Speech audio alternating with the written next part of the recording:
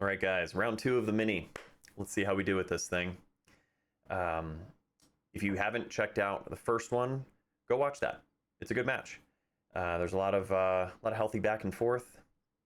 Came into round 2, and like I said, this is still early in Vegas, before official Masters play had started, and I signed up for the mini to make sure that I felt settled in, could just get used to the environment, get used to the tables, and came up against this guy in the second round. Has a really good opening break, good layout. Don't really foresee any issues here, really just getting from the 7 to the next ball. The 2 ball looks pretty good, the 6 ball looks pretty good. You could, let's get my thing going here. You could try to come back 2 rails. Remember to YouTube stuff. Subscribe if you have not subscribed, helps out the channel a lot. And we get to meet more of you guys and leave comments and chat about the games. That's why we're all here. So my buddy Drew Von Port, knows this player, Duncan Weiss, from his area. And he's been playing since he was young, I guess. I learned a little about him from Drew. And he's a good player. Came out pretty solid. There was definitely some interesting kind of back and forth in this match, which, we'll see. We'll get to. But he has a good opening break shot, good opportunity to get out here. And I think he probably wanted a little bit more of an angle on this 6 ball to come back towards the 2. But as long as he makes a good shot on the 2 ball, he'll have an option on the 6 or the 1. Yeah, this is looking okay. And it's always going to feel good to open up with a break and run. So if you can get out here, that's going to set the pace. Interesting choice there. I don't know about rolling through that 1 ball.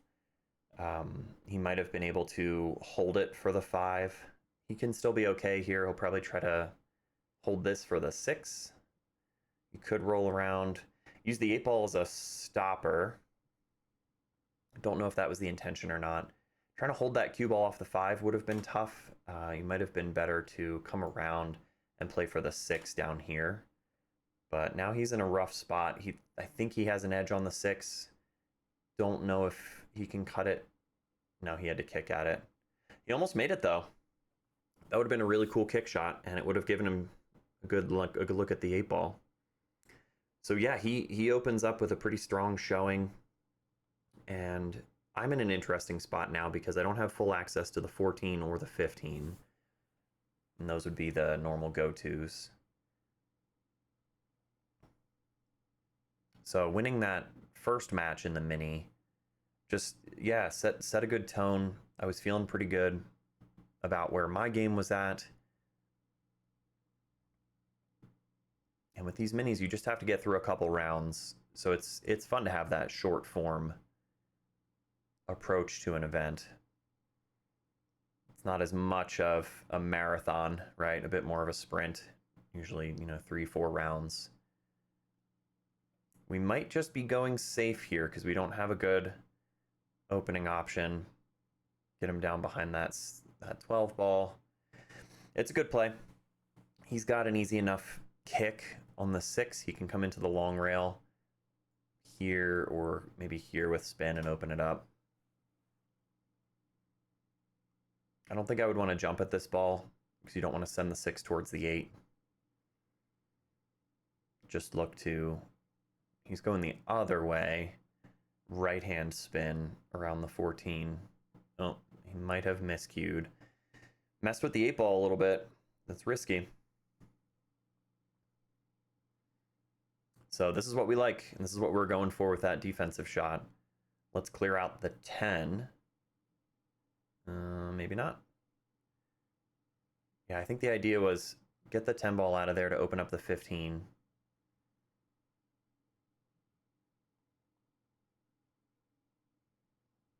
Roll down. We've got good shape on the 14. 14 takes you to the 12.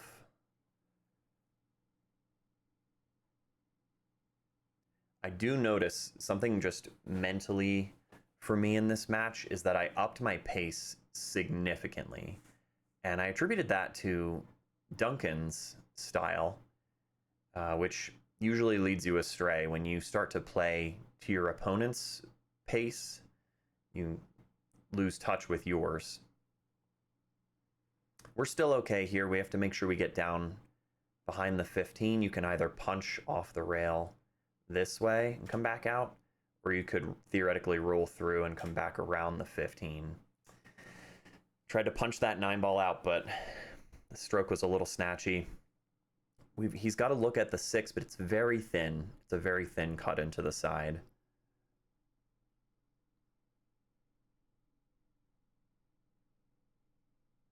So this is very makeable, and the cue ball naturally wants to go towards the 8. As long as you make the 6, you should have a look at the 8. So he's got to bear down and make this cut. Oh, he was a little snatchy on that one too. Here we go. Another good opportunity. And we can easily come back around for the 15. Just make sure we can reach the 9-ball here.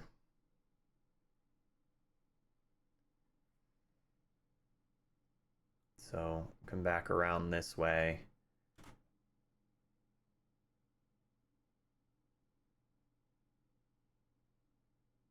These are easy to underhit, but even from here, you're okay. It's not great being on the rail. It's going to mess with your cueing a little bit, but a very makeable shot. And you can try to hold this to get a good look at the cut shot on the 8, or you can come out and back. Yeah, look, I didn't even go get behind the ball. We're going to miss that. Blech. That's a shame. I remember that one. I didn't follow my normal procedure. This is such an important lesson, and something that can just get away from you. Yeah, I like that way of playing it. You don't need to go down table. He was able to just shoot it straight into the side and draw straight back. And there's a lot of table open for you there. We had 2 great chances to get that first game. He was on his way to a break and run, and then we were able to get ball in hand, and then we had an easy 2-ball out to get on the 8. Stings. That one stings a little bit. So yeah, the biggest takeaway from at least that first rack, and something that I noticed throughout this match, was that I was playing to his pace. Which is funny because, I mean, I only really saw him in that first few shots opening after the break, but I was just trying to come in playing a game that's not mine, playing at a pace that's not comfortable for me.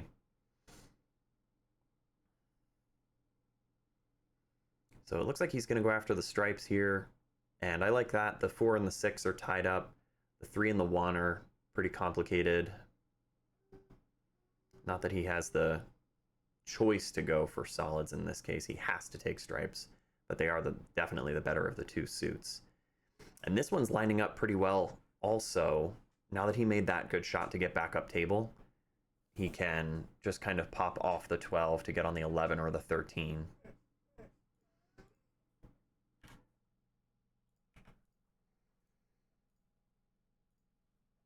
So he played this pretty well, maybe slightly underplayed it. I think he would have liked to have been along this line, because then you have an easy 1, 2, 3. Stay pretty straight on those. Hard to tell if he can hold it on this 13 to get on the 11. He might be able to. You do want to be above the 11 to get down below the 10. Yeah, he was okay. Nice. So now the 11 opens up a bit, and you can cheat it slightly to this side to let the cue ball drift down below the 10. And here's another good play at a break and run potential. So stayed on the side of under hitting that to be able to roll through the 10. Just draw back and stay on this side of it. Yeah, I like that way of playing it.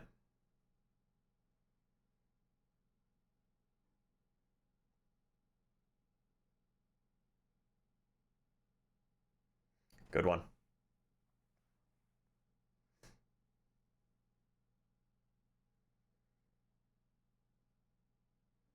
Yeah, he's got a really good second ball break. He made a ton. So 3 stripes went down.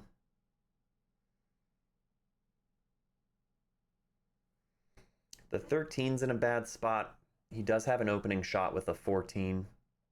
It's a funny thing. Part of the problem with making that many balls on the break is you have fewer options. but he does have a good look at the 14. Can play this straight and get down on the 9. Had a little help from the 11, which I don't believe was the intention. I think you're better off playing that clean and then going from the 9 to the 11. He might still have the 9. No, he has to swerve a little bit. Those are very missable. But all right, let's try to get a game on the board. Don't let Duncan run away with this one.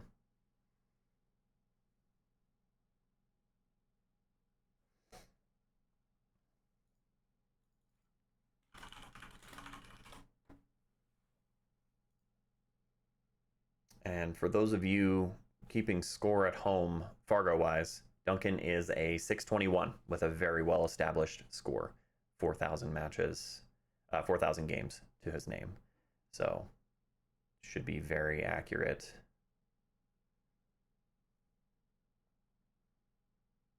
And I think at this point in my game, on a middling to better day, I beat a 621. This match was not one of those days, big picture. And I think playing that 2-ball was kind of interesting. I don't know if I was trying to draw back into the 5-6, because the 5's blocked via the 9, and the 6 is blocked via the 11. I've got to look at the 3. I don't really want to move the 4. This is hard because I'm not in a run-out mentality at this point. I'm trying to sort of slow things down and get control of the match again.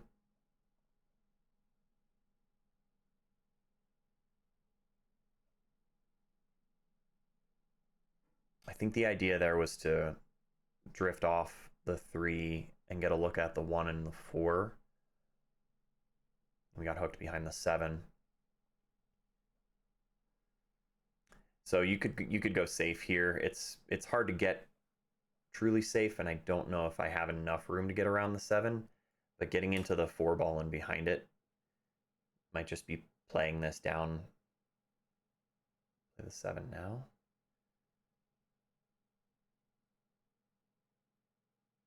I might have been trying to make the 7 off the 4. Not sure.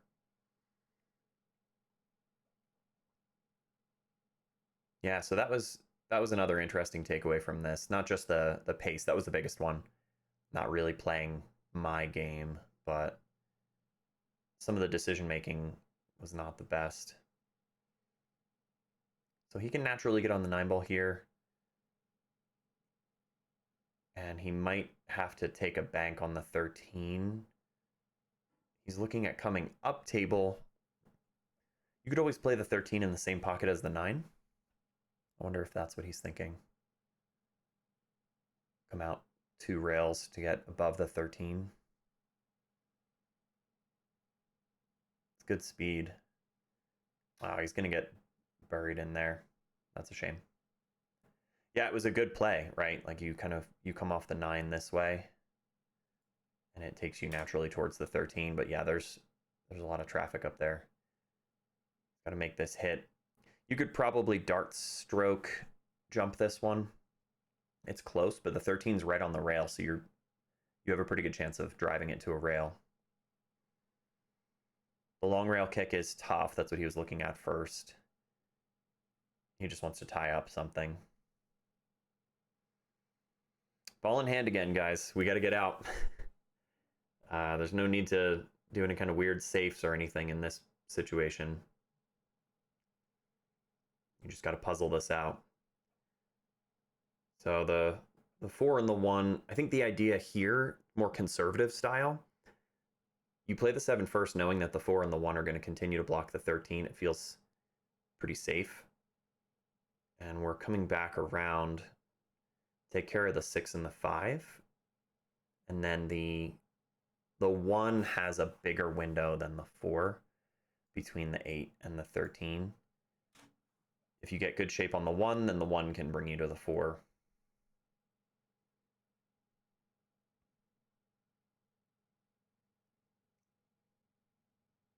This is a good line on the 5. And I like that play, roll through a little bit instead of leaving yourself down here.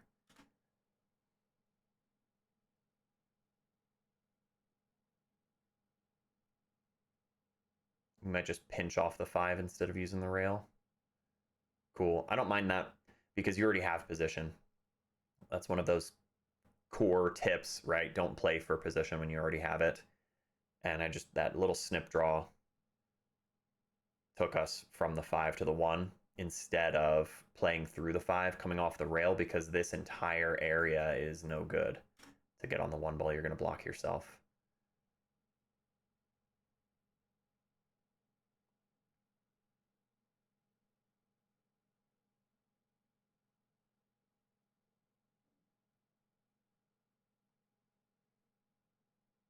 I'm just verifying that he's okay with us calling it. I had let him know after that second game that I was okay if he called it. He was marking the pocket, I think, just force of habit. This is not a Masters format, so you are technically required to call it. But in a sevens only mini tournament, you can give each other some grace. I think we know where we're going. So the second ball break felt pretty good that time. It would be nice to claim the stripes here. So there is one solid down, so you have that option. Yeah, one of each it looks like. So I'm looking at probably the 13 to open up, get on the 14, 14 to the 10. What I'm looking at down there is my angle on the 10. And if I can get below the 10, the cue ball comes back up for the 11 in the same side as the 13. And then the 9 is here and the 15 is here. So I'm basically just setting up my little roadmap. I like that play on the 13. Instead of trying to stop it, I roll through it, use the rail to bring myself back out. That is one of those cases, contrary to what I was just saying about, don't play for position when you have it. Trying to stop that ball or pinch it back would be a little touchy there. So you're better off letting the speed go into the rail and back out. That one played pretty nice. That's the sort of stun follow shot that I like to do. So I'm trying to will myself into feeling good. I do believe I'm still a bit too straight on the 10 or a bit too far above it. I'm having a look at backups now. Does the 11 go on the side past the 5? Do I have to accept that? Or do we need to do something weird off the 10 to get shape on our next ball?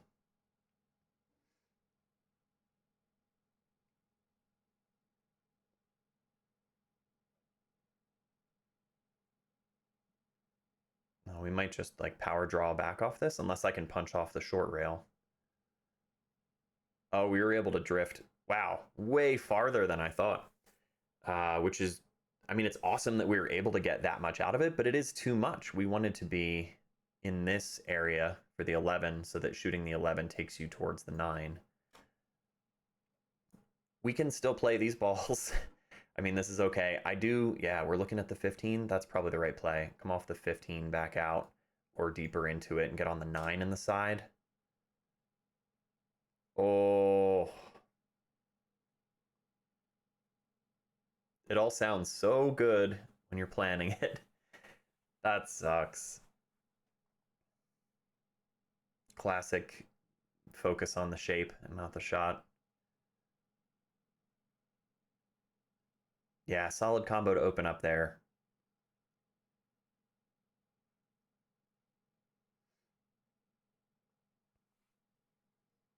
Six ball looks like a really nice key ball, so he can just sort of pinch off this 4. Probably didn't get as much out of that as he wanted, but he's got full access to the 5. You can roll forward for the 2 off the 5. This is a good habit. Yeah, just look at the back of it again, check again. Yeah, I think he's settling too. He's adjusting his pace a little bit. Did sort of the same thing that I did to get shape on my 11. I think he drifted down a bit too far, but you're better off overplaying that slightly than getting stuck behind the 11. So he's still okay here.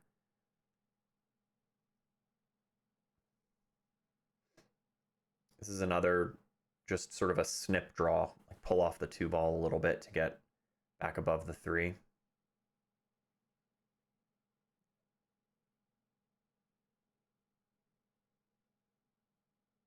So he decided to roll into it, which is risky.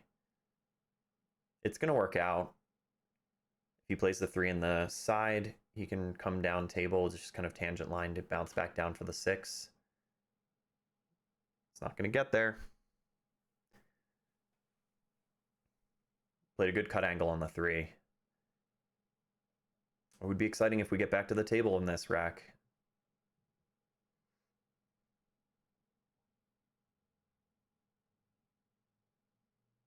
He's in a tough spot. The 6 probably banks past the 9, and it's do or die. You could try to do simple safe and just leave me down table without much of an option for an offensive shot. Yeah, he played the bank, but he missed it. Maybe there was a two-way consideration. Not sure. He might have not even played the bank in that case. He might have just sent the 6 ball down table and left me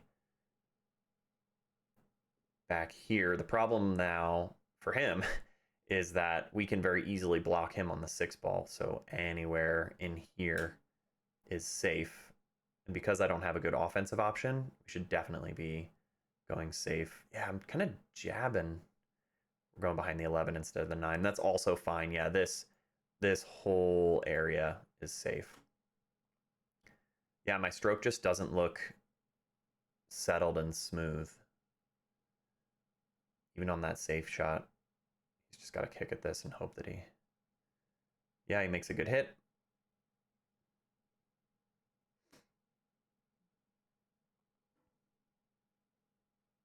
All right.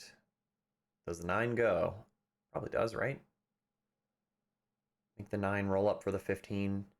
You're not going to be able to get too cute on the 15, so you really just focus on playing the 9 ball in smooth. It's a good play. Turns out you can get perfect on the 15. Tricked myself. Stay settled. Played that well. And you could keep this really simple and stay down by the 11, take the long shot on the 8, but I think I'd rather play back above the 8. Yeah, that's the way to do it. Sure, you can hold the cue ball and minimize travel, but I had to cut the video because there was a person behind me or something. All right, that one feels good. We're not getting stomped at least.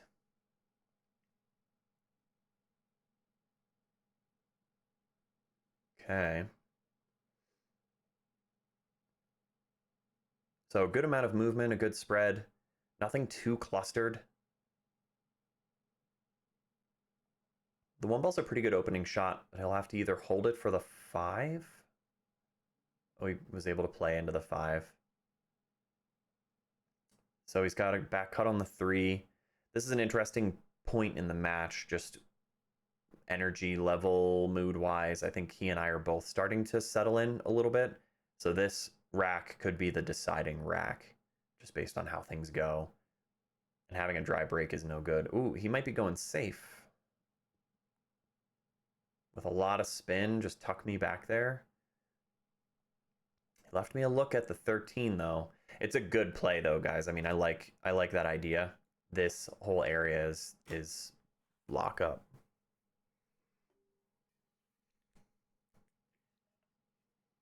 Yeah, I've got full access to the 13. I can go for the cut.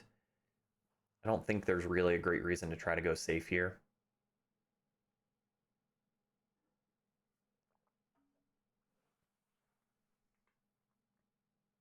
It's a good shot. 7 ball still goes, but my 11 probably doesn't go anymore.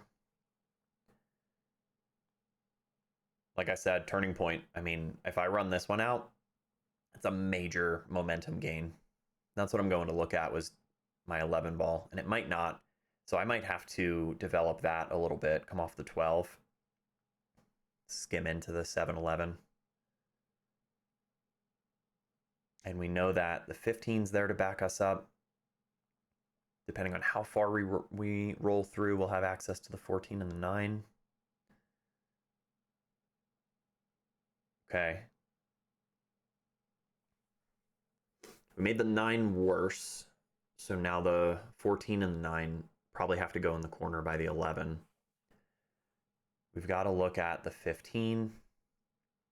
Play the 15 to the 11, but we have to figure this out. So getting on, I don't know if that's the, I think that's the 10. Getting on the 10 would take you to the 14, 9 down here.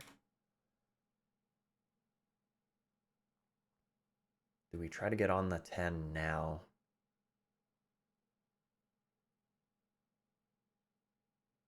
We're playing into them. That's gutsy. Yeah.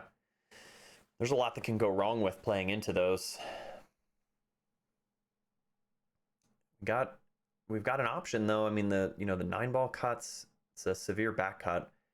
Play the 14, you make the 14, you get on the 9 or the 11. Key shot. All right. Now solve the 10. This is a tricky rack, but it is winnable. It is winnable from here.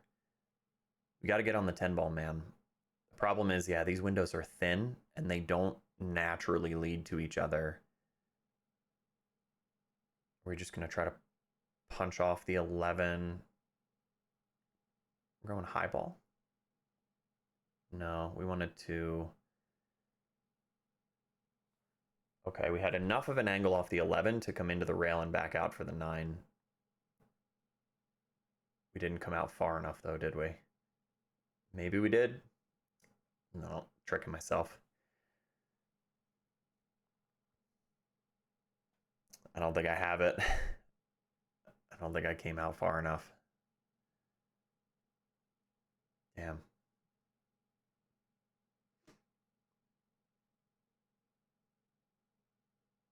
Oh, you hit the 7. Man. Just needed a little bit more to come out. Just getting the edge on that 9 ball.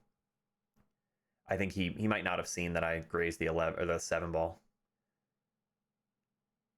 He was wondering why I gave up ball in hand. Man, a little bit more to get on that 9 ball, and then there are ways to get on the 10. It was looking pretty good. I don't feel terrible about the way I was playing that. This is going to settle him, though. Like I said, deciding rack.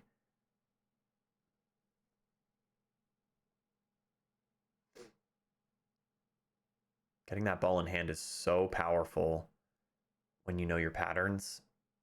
And just giving that up unnecessarily is going to really hurt. It should hurt. I think that's the thing.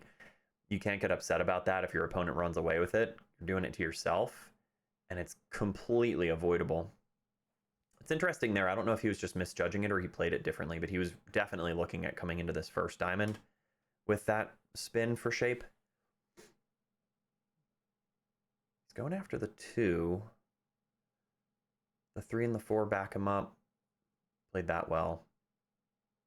Yeah, he's starting to loosen up here, you can tell. Just being willing to use more rails. So it's an interesting spot. You could go 3, 4, 7. The 4 to the 3 is maybe a little touchier.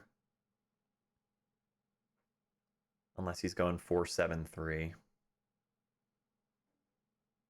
No, he came out and back. This works.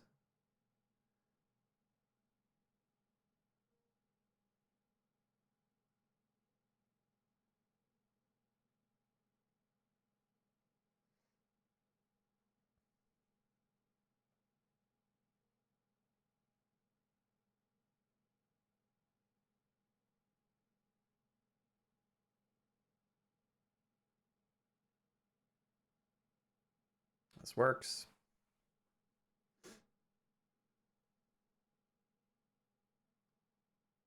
Yeah, he's got a good game. I mean, solid habits, good patterns. It's always interesting when you see it right below their face. You see the eye dominance. So he's, right eye dominant in this case.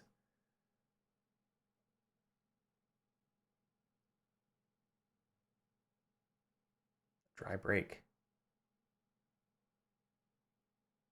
Just from body language, you can tell sometimes. You'd love to take solids here, right? That 9 ball is pretty jacked up. So you just claim the 2. 3 ball goes. Hard to tell if the 1 goes past the 11 up here. If it does, that looks pretty good. Really, the only issue for solids is the 4.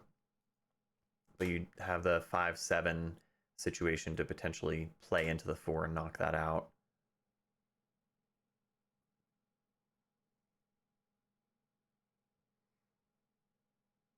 All right, claiming with the 3, which is fine. Play that with authority, which is a good sign. We're not just going to lie down. This takes us naturally to the 6. Another confident stroke. Get pretty straight on the 6 here. Seems like I just know what I'm doing. We're able to really manipulate that and get down table. Now we don't have a good kick at the 2. We've got the edge of the 4, but then we're clearing up the 9.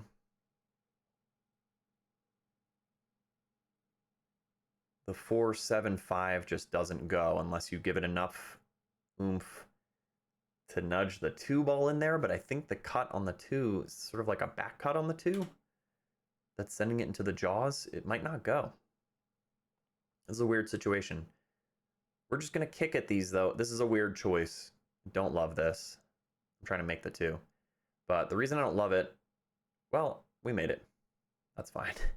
Bad roll, though. The 5 didn't open up. The reason I don't like that, guys, is if you have an edge on a ball, if you can make a good hit on a ball with no risk of the hit going bad, 9 times out of 10, you got to just take that hit. Otherwise, you're risking something weird happening. You know, you miss the 2 ball or you scratch or something silly. I'm trying to play the 5 off the 7, meanwhile, which could clear out the 4. Yeah, I just, in general, if you have a guaranteed good hit on a ball, take the good hit.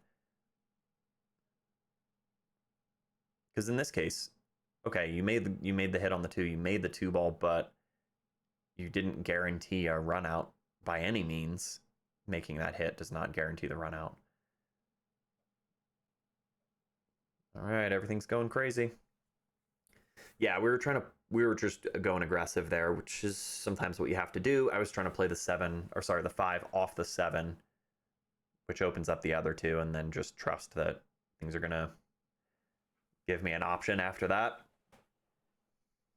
Yeah, risky. And his 9 ball's open. I mean, everything's open for him. The 14's in a bad spot. So nice touch. He's on the 9, which you probably want to take the 9 now.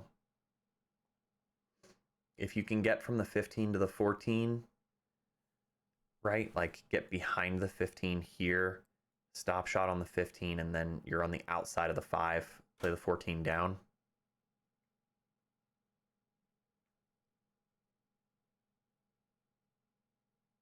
You let it out a little bit. It's coming across table. A simple stop shot on the 11 works out. He's looking at second diamond for some reason, so he wants to be a little higher on the 10.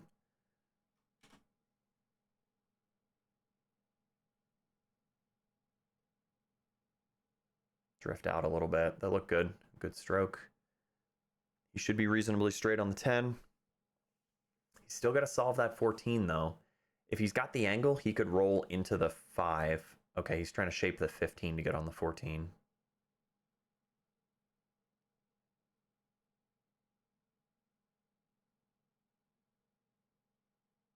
This looks pretty good. He might even be able to just bump onto the 5. Make sure that he stays above it. Yeah. This is good. Make sure he stays above it to get on the 14.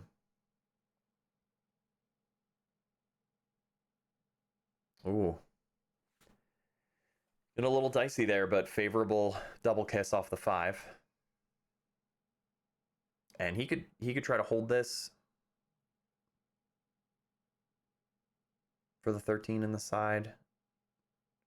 He's looking at whether the 13 goes in that top left corner.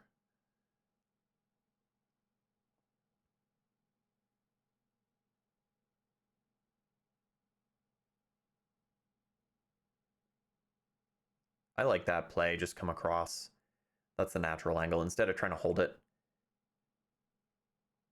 And he's got a bit of a cut on the 13, so he should be able to roll forward towards the 7 and get below the 8 for the 8 in the side. It's a good out.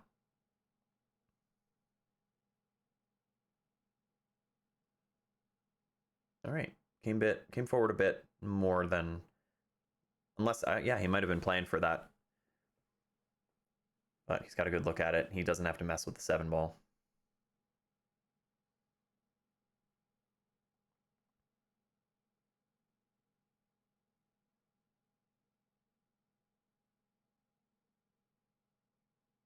A little wobbly, but it goes. Yeah, dude's just looking a little smoother than me. That puts Duncan on the hill.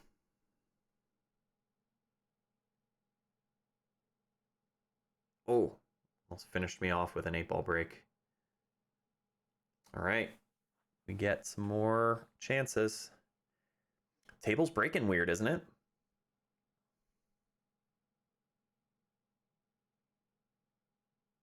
And this is tricky. You just get to stare at the back of my neck for a second here, though.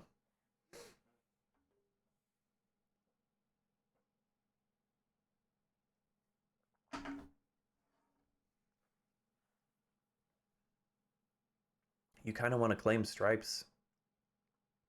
13 is fine to open up.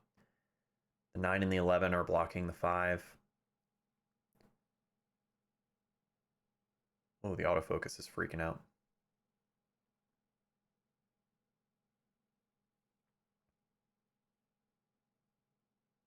So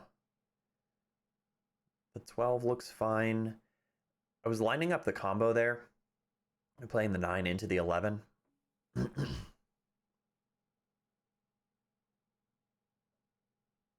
Oh, sorry for the blurriness, guys. I didn't know it did this. Phone's freaking out. 12 also takes you towards the 14 if you don't want to have to try to stay down table, but I'm going to hold it. Nope. We're ending up on the 14. So the 10 ball goes. You could cut it.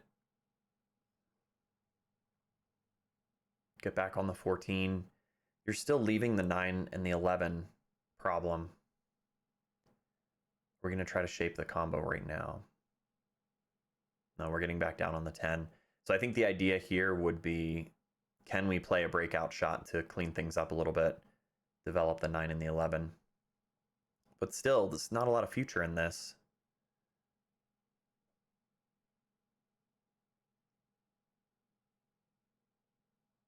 We're going safe. So we just graze the 11 and leave him in there. Well, we came out really far. Did we give up the 3?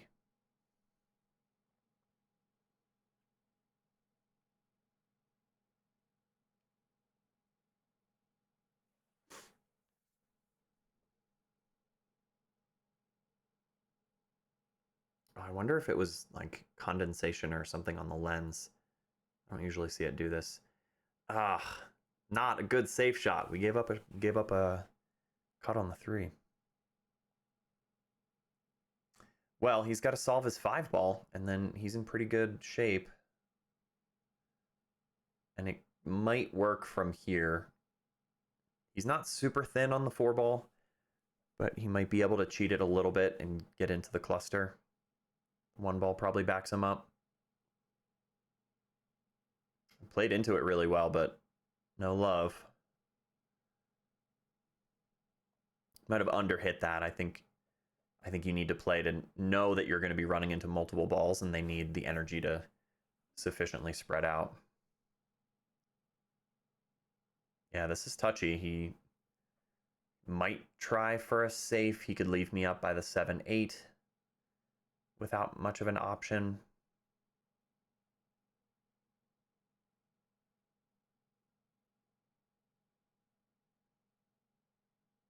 Yeah, he just wants to leave me down table. The 8-ball's in a bad spot for me. It's not terrible for solid. It's not in a great spot for either of us, but it's definitely better for him because of where the 7-ball is. Now, tough to get safe from here.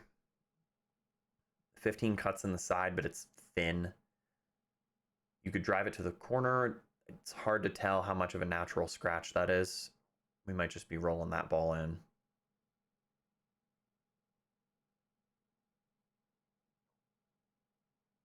Okay, we're able to hit it clean. Yeah, the tough part is, how do we get on the 8? Just like roll into the 7-ball. Yeah, I'm coming over to look at where I'm going to end up on the 9, where I would like to end up on the 9. Closer to that top short rail so that you have a back cut.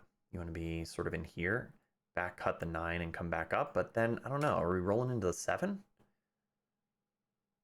Tricky. I'm going to overplay this too. I remember this shot. Yeah, we overplayed it. We wanted to be down here and obviously not on the rail so that you can just back cut the 9 and come back up table.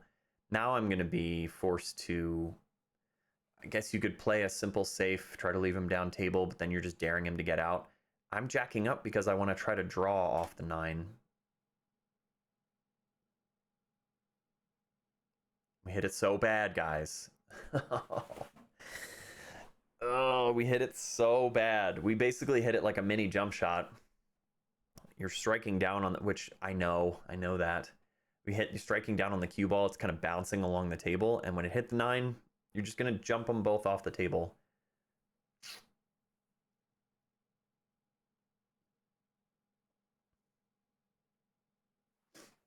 Should lose us the game. Duncan should be able to finish this out. Yeah, I think that's, 7 to the 1 to the 5. Pretty natural lines here.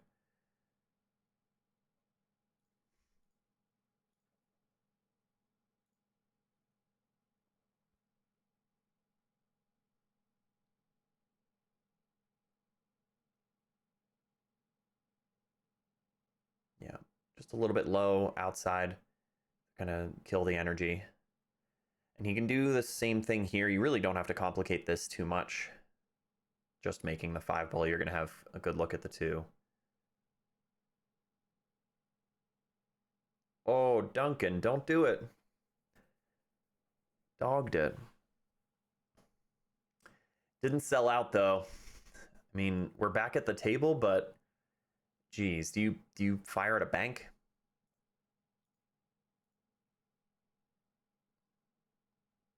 It's hard to get safe. I mean, you come off this side of the 8-ball, but it's probably thin. I'm just gonna probably fire at the bank, guys. Just try for the win here. The 5's hanging. You can get to the 2 from the 5 as long as you have a look at the 5. So getting safe is tough. Oh, man, that looked pretty good. We knew we had to tighten it up a little bit, play pretty full into the 8, maybe even a little bit of spin to tighten it up, and it was looking good. Sometimes you hit those along this long rail, and it'll still slide in and cooperate for you, but it was not to be. He hit that really good. He hit that shot really good.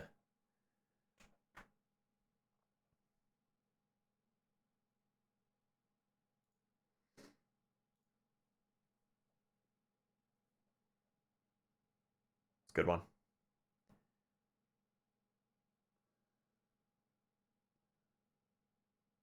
Oh, man. Well, a good match. And I hope Duncan did well. I didn't follow up to see what happened with him out there. But hope you guys enjoyed this one. That was just the mini. Dip my feet in before Masters play.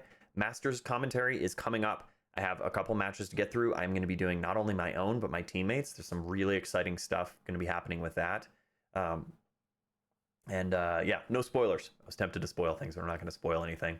So stay tuned. Keep watching. Make sure to like videos. I know a lot of you are liking the videos. That's awesome. I see a lot of likes, and that helps out a lot. And if you're not subscribed and you like this sort of thing, if you made it all the way to the end, you should definitely subscribe. You're in the right place. We'd love to have you. And yeah, like I said, lots more to come. So stay tuned, and I'll see you guys again soon. Thanks.